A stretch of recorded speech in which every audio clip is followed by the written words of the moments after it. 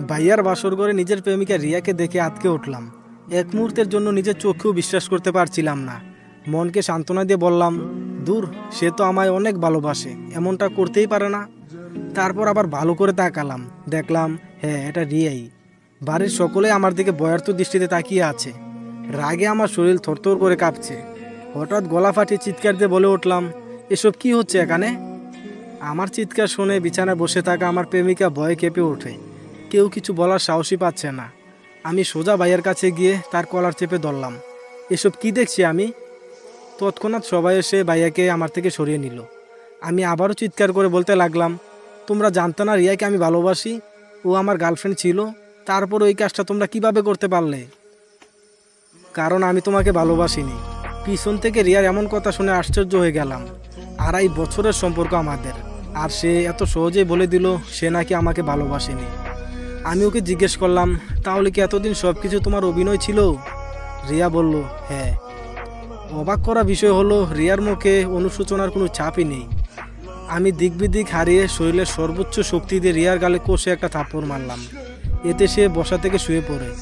এটা দেখে ভাইয়া আমাকে এলোপাতাড়ি মারতে শুরু করলো, সাথে লাথি তো আছেই।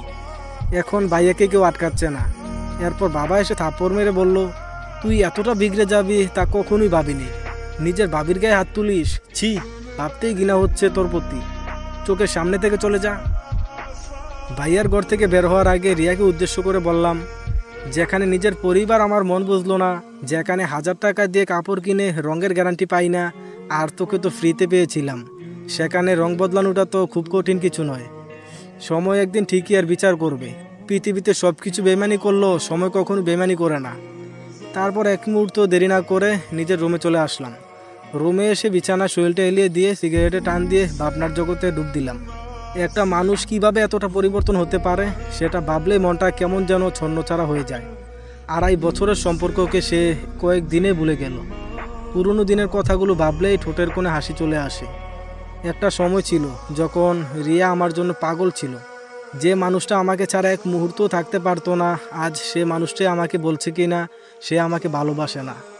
আজ খুব করে মনে পড়ছে তার মিষ্টি মিষ্টি আবদারগুলোর কথা। রাত 2টোর সময় যখন আমি গভীর ঘুমে আচ্ছন্ন থাকতাম, তখন সে ফোন দিয়ে বলতো, মুগ্ধ, আমার আইসক্রিম খেতে খুব ইচ্ছে করছে, একটু এনে দাও না। তার সেই মিষ্টি সুরের আবদারগুলো আমি কখনোই ফেলতে পারতাম না। সারাটা শহর ঘুরে হলেও তার জন্য আইসক্রিম কিংবা চকলেট নিয়ে যেতাম। সে কখনো অসুস্থ থাকলে গভীর রাতে গাছ বেয়ে উঠে তার ব্যালকনি দিয়ে তার ঘরে ঢুকে মাথায় হাত বুলিয়ে দিতাম। যখন সে বলতো আমার মন খারাপ, তখন ছুটে চলে যেতাম তার কাছে। তাকে হারানোর ভয় যখন আমাকে এতটাই ভাবাতো, তখন সে আমাকে বলতো, তুমি একদম চিন্তা করো না, আমি তোমাকে ছাড়া কোথাও যাব না, আমি সারা জীবন তোমার বুকে মাথা রেখে ঘুমাতে চাই। আর আজ সেই মেয়েটাই কিনা আমার বড় ভাইয়ের বুকে মাথা রেখে ঘুমাবে। নিয়তির কি বিচিত্র খেলা। চাকরির ইন্টারভিউ দিতে কিছুদিনের জন্য ঢাকায় গিয়েছিলাম। সেখানে থাকতে হয়েছে কিছুদিন। এই কয়েকদিনে ঠিকমতো কথা বলা হয়নি রিয়ার সাথে। আর এতটুকু সময়ে সে নিজেকে এতটা পরিবর্তন করতে গেল, মজে গেল আমার ভাইয়ার মোহে। আর মজবেই বা না কেন, কত বড় অফিসার সে, মাস শেষে লাখ টাকা উপার্জন করে। আর আমি তো সামান্য একটা বেকার ছেলে। ঢাকা থাকা অবস্থায় শুনেছি ভাইয়ার বিয়ে। ভেবেছিলাম তারা হয়তো আমার আসা পর্যন্ত অপেক্ষা করবে, তারপর বিয়ে হবে। কিন্তু আমার পরিবারের কাছে আমি এতটাই অবহেলার পাত্র ছিলাম যে তারা আমার অনুপস্থিতিতে ভাইয়ার বিয়ে করিয়ে ফেলে। তারা ভাবতো আমি থাকলে যদি কোনো সমস্যা বাঁধিয়ে ফেলি। ভাইয়া জানতো না যে আমি রিয়াকে ভালোবাসতাম, কিন্তু মা বাবা তো জানতেন। হঠাৎ হাতে গরম কিছু ছোঁয়া টের পেয়ে হাতের দিকে তাকালাম। সিগারেটটা পুরো শেষ হয়ে গেছে। ঘর থেকে বেরিয়ে ছাদে গেলাম, সেখানে আরও একটা সিগারেট ধরালাম। মনের সুখে সিগারেট টানতে লাগলাম। পৃথিবীতে সিগারেটই হচ্ছে একমাত্র খাবার যেটা মনের অতল গভীরে থাকা কষ্টগুলোকে টেনে হিচড়ে বের করে উড়িয়ে নিয়ে যায় নিজের সাথে। এভাবে কয়েকটা সিগারেট শেষ করার পর বাড়ি থেকে বের হলাম। উদ্দেশ্য বাড়ির পাশে থাকা ব্রিজ। হাঁটছি আর সিগারেটের ধোঁয়া উড়াচ্ছি। কিছুক্ষণ পর সেই কাঙ্ক্ষিত জায়গায় পৌঁছালাম। এই মুহূর্তে নিজের জীবনটাকে খেলনা মনে হচ্ছে। উদ্দেশ্য ব্রিজ থেকে লাফিয়ে আত্মহত্যা করব। কিন্তু ভেতরে ভেতরে অনেক ভয় করছে। এত উপর থেকে লাফ দিলে কি আদৌ বেঁচে থাকবো? পরক্ষণেই ভাবলাম, আরে আমি তো মরার জন্যই লাফ দিব, তাহলে মৃত্যু নিয়ে এত চিন্তা করছি কেন? ইতিমধ্যে হাতে থাকা সিগারেটও শেষ হয়ে গেছে। পকেট থেকে সিগারেটের প্যাকেটটা বের করে দেখি সিগারেট শেষ। প্যাকেটটাকে মুখের সামনে তুলে ধরে বললাম, শেষে তুইও আমাকে ছেড়ে যাচ্ছিস? আর যাবি বা না কেন? যেখানে নিজের পরিবার পাশে রইল না, সেখানে তোকে পাওয়া তো বিলাসিতা মাত্র। এই পৃথিবীর সবাই স্বার্থপর রে। নিজের স্বার্থ হাসিল হলে সবাই একা করে চলে যায়। দিন শেষে বেইমানগুলোই সুখে থাকে, আর কষ্টে থাকে বোকা মানুষগুলো। আমরা যাকে নিজের থেকেও বেশি আপন ভাবি, একদিন সেই মানুষটাই পর করে চলে যায়। কেন এমন হয় বলতে পারিস? যা, তোকে মুক্ত করে দিলাম বলে প্যাকেটটা পানিতে ফেলে দিলাম। মুহূর্তে হারিয়ে গেল প্যাকেটটি। ভাবতেছি এভাবে আমিও হারিয়ে যাব সবার আড়ালে। ব্রিজের রেলিংয়ের ওপর দাঁড়িয়ে যখনই লাফ দিতে যাব, তখনই অচেনা একটা মেয়ের হাতে থাপ্পড় খেয়ে আত্মহত্যার চিন্তা আপাতত মঙ্গল গ্রহে চলে গেছে। গালে হাত দিয়ে চিন্তা করছি আমাকে থাপ্পড় মারার কারণ কি। লাফ দিতে যাচ্ছিলাম, তখন কে যেন পাটা জড়িয়ে ধরে, তাই আর লাফ দেওয়া হয়নি। মেয়েটার দিকে ভালো করে তাকিয়ে দেখি কালো জিন্স প্যান্ট, কালো হুডি, কালো একটা মাস্ক, হুডির টুপি মাথায় দেওয়া, সব কিছুই কালো। সামনে যে একটা মেয়ে দাঁড়িয়ে আছে সেটা বোঝা যাচ্ছে না ঠিক মতো। আবার পাশে একটা কালো বাইকও রয়েছে। মেয়েটি আমার মুখের সামনে তুড়ি বাজিয়ে বলল, এই যে হ্যালো, বোবা হয়ে গেলেন নাকি? এভাবে চুপচাপ কি দেখছেন? এতক্ষণে হুঁশ ফিরল আমার। বললাম, আগে বলুন আপনি আমাকে মারলেন কেন? মেয়েটি বলল, আত্মহত্যা করছিলেন তাই। জানেন না আত্মহত্যা মহাপাপ? জানি, তবে আপনার সাহস দেখে অবাক না হয়ে পারলাম না। এত রাতে একা একটি মেয়ে হয়ে একটা ছেলেকে মারলেন।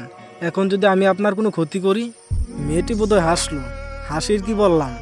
এই আপনি হাসছেন কেন? হাসির মতো তো কিছুই বলিনি। মেয়েটি বলল, আপনি বোকার মতো কথা বলেন। মানুষ এতটাও অকৃতজ্ঞ নয় যে যে তার জীবন বাঁচিয়েছে তার ক্ষতি করার চিন্তা করবে। বাহ, চমৎকার কথা বলেছে তো মেয়েটা। আপনার বুদ্ধি আছে বলতে হবে। মেয়েটি বলল, এতটুকু বুদ্ধি নিয়ে চলতে হয়। যাই হোক, এখন বলুন বলদের মতো মরতে যাচ্ছিলেন কেন? আরে মেয়েটা তো আজব, আমাকে বলদ বলল।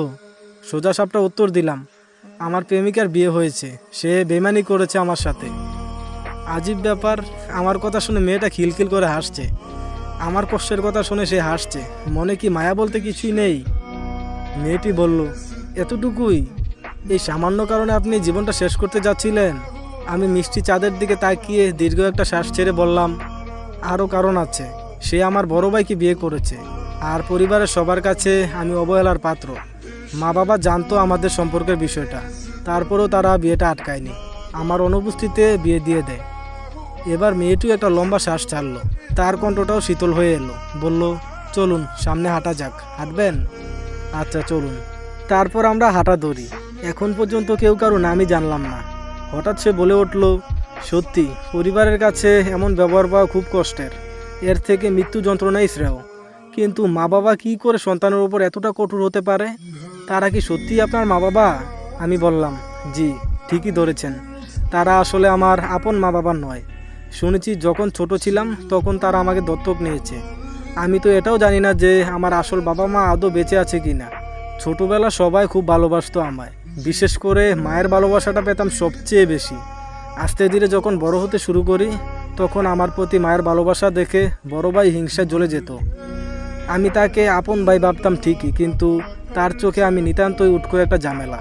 তাই সে উঠতে বসতে বাড়ির সকলের চোখে আমাকে যে কোনো মূল্যে অপরাধী সাজাতো। আমিও কখনো তাকে কিছুই বলতাম না। তাদের নুন খেয়েছি, ছোট থেকে বড় করেছে, এই তো অনেক। এগুলো তো নিজের মা বাবাও করতে পারতো, তাই কখনো অকৃতজ্ঞ হয়ে ওঠা হয়নি। আস্তে আস্তে পরিবারের চোখে সবচেয়ে বাজে মানুষ হয়ে গেলাম। সন্তানের মতো ভালোবেসেছিল, ফেলে তো আর দিতে পারবে না, তাই বাড়ির এক কোণে ফেলে রাখতো আমাকে। আমার প্রেমিকা ছিল বড়লোক বাবার একমাত্র মেয়ে, আর ছেলে মস্ত বড় অফিসার, মাসে লাখ টাকা উপার্জন করে। এদিকে আমি একটা বেকার ব্যর্থ প্রেমিক। বিয়ে না দেওয়ার কোনো কারণই ছিল না। আমি আমার বাবা মাকে কখনোই ক্ষমা করব না। ইতিমধ্যে চোখের কোণে পানি এসে জমাট বেঁধেছে। চোখের পলক ফেলতে টুপ করে মাটিতে পড়ে গেল 2 ফোঁটা পানি। মেয়েটা বলল, কাঁদবেন না। সময় এবং পরিস্থিতির সাথে নিজেকে খাপ খাইয়ে চলার নামই হচ্ছে জীবন, সেটা হোক সুখের কিংবা দুঃখের। সময় আর পরিস্থিতি তো বোঝে না আপনি এখন সুখে আছেন নাকি কষ্টে আছেন। ভাগ্য নিজেকে পরিবর্তন করে নিতে হয়। জীবনে যুদ্ধ না করলে জীবনটাকে কখনোই উপলব্ধি করা সম্ভব হয়ে ওঠে না। মেয়েটার কথাগুলো শুনে বললাম, খুব সুন্দর করে কথা বলেন তো আপনি। মেয়েটা বলল, দেখবেন আবার প্রেমে পড়বেন না যেন। মেয়েটির কথা শুনে আমি ভ্যাবাচাকা খেয়ে বললাম, মুখের ওপর কেউ এভাবে বলে? মেয়েটা বলল, জি, সব কিছু মুখের ওপর বলার চেয়ে উত্তম আর কিছুই নেই। মনের ভিতর এক, মুখে আরেক, এমন মানুষের মতো ভয়ঙ্কর পৃথিবীতে আর কিছুই হতে পারে না।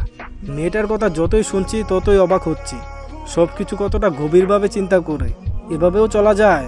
আচ্ছা, আত্মহত্যা করলে কি সব কিছু সমাধান হয়ে যায়? মেয়েটির এমন প্রশ্নের কি জবাব দিব বুঝতে পারছি না।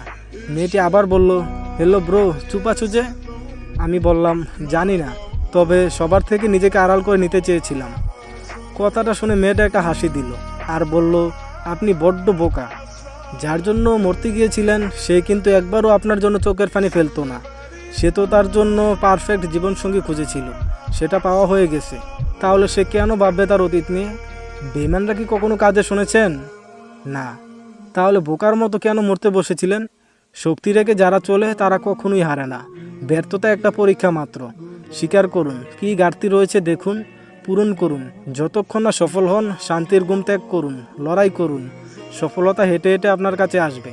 আমরা যখন ছোট ছিলাম, হাঁটার পথে হাজারবার হোঁচট খেয়ে পড়ে গেছি। তখন কি আমরা পড়েই ছিলাম? না, উঠে দাঁড়িয়ে আবার হাঁটতে শুরু করেছি।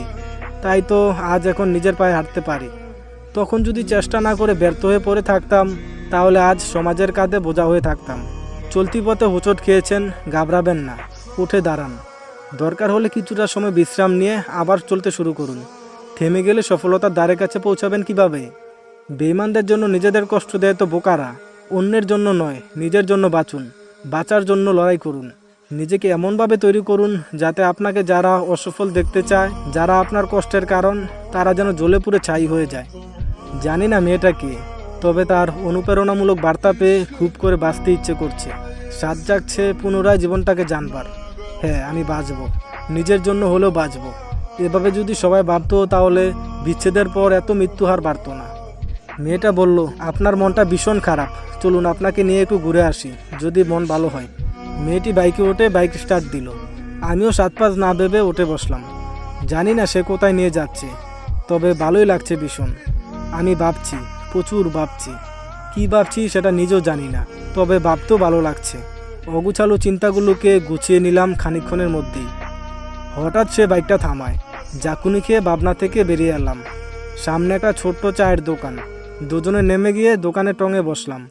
চাচা, কড়া করে 2 কাপ চা দিন তো। তোমরা বইসা পড়ো, আমি দিতেছি। তাদের কথা শুনে বুঝতে পারলাম তারা পূর্ব পরিচিত। দোকানদার চাচার চুলদারি সব পেকে গেছে। সেও হয়তো দুনিয়ার বুকে এক যাযাবর। ঘরে বউ নেই, থাকলে কি আর এত রাতে দোকান খুলে বসতো? চাচার চা খেয়ে মুডটা ফ্রেশ হয়ে গেল। চাচা, চাটা কিন্তু অনেক সুন্দর হয়েছে। গোটা করে কথাটি বললাম চাচাকে। মেয়েটি বলল, হ্যাঁ, তাই তো প্রতি রাতে এখানে এসে চা খেয়ে যাই। এখন চায়ের টাকাটা দিন তো। মেয়েটির কথা শুনে আহাম্মক হয়ে গেলাম। নিজে নিয়ে এসে চা খাইয়ে টাকা দিতে বলতেছে। মেয়েটি আবার বলল, এত অবাক হওয়ার কিছু নেই। ভাবছেন আমি নিয়ে এসে টাকা কেন দিতে বলছি? ভেবেও লাভ নেই, কারণ একটা ছেলের সামনে একটা মেয়ে বিল দিবে, এটা কিন্তু ছেলেটার জন্য অপমানের বিষয়। বেশি কিছু না ভেবে চাচাকে একটা 100 টাকার নোট বাড়িয়ে দিলাম। সে হাসছে। বাজান, আমার কাছে বাংতি নাই, বাকিটা দিতে হবে না চাচা, রেখে দিন। তারপর আবার হাঁটা ধরি। আচ্ছা, আমি না হয়ে প্রেমে ছেঁকা খেয়ে ব্যর্থ হয়ে মরতে এসেছিলাম, কিন্তু আপনি এত রাতে বাইরে কি করেন? মেয়েটি মুহূর্তের মধ্যে উত্তর দিল, ওই যে নিজের জন্য বাঁচতে, সুখের খোঁজে ছুটে চলা এক গন্তব্যহীন পাখি আমি। আমি অবাক হয়ে বললাম, মানে ঠিক বুঝলাম না। মেয়েটি বলল, ছোটবেলায় মাকে হারাই, তারপর বাবা আমার দেখাশোনা করার জন্য আরেকটা বিয়ে করে, কিন্তু সৎ মায়ের চোখে আমি সৎই রয়ে গেলাম। বাবার অগোছরে আমার উপর অনেক অত্যাচার করত। বড় হওয়ার সাথে সাথে নিজেকে পরিবর্তন করে নিলাম। আপনার মতোই আমার জীবনটা। এখন আমিও আপনার মতো বাবার চোখে বাজে মেয়ে। তাদের কথা, রাত বেরাতে ঘুরে বেড়াই, কোথায় না কোথায় নষ্টামি করি। তাই সারাদিন বাইরে ঘুরে বেড়াই।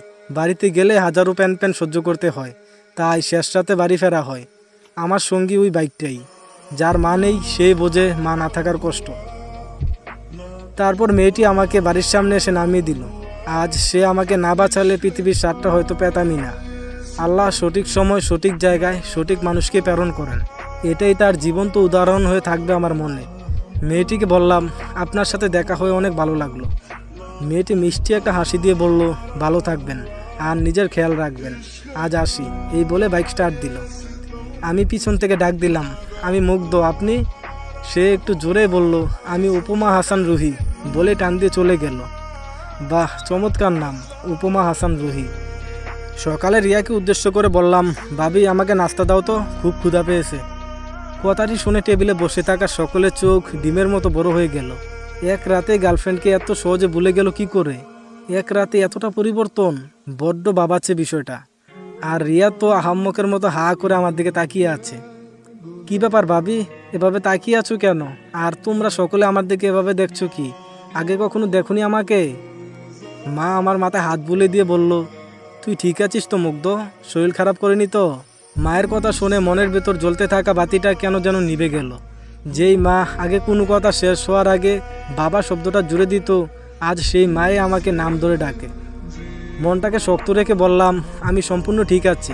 আর তোমরা এমন বিহেভিয়ার করছো কেন সেটাই তো বুঝতে পারছি না। কেউ কিছু বলার আগে ভাইয়া রাগী কণ্ঠে বলে উঠল, দেখো নেশা টেশা করেছি কি না। ছোটবেলা থেকে মদকে আমি খুব ঘৃণা করি।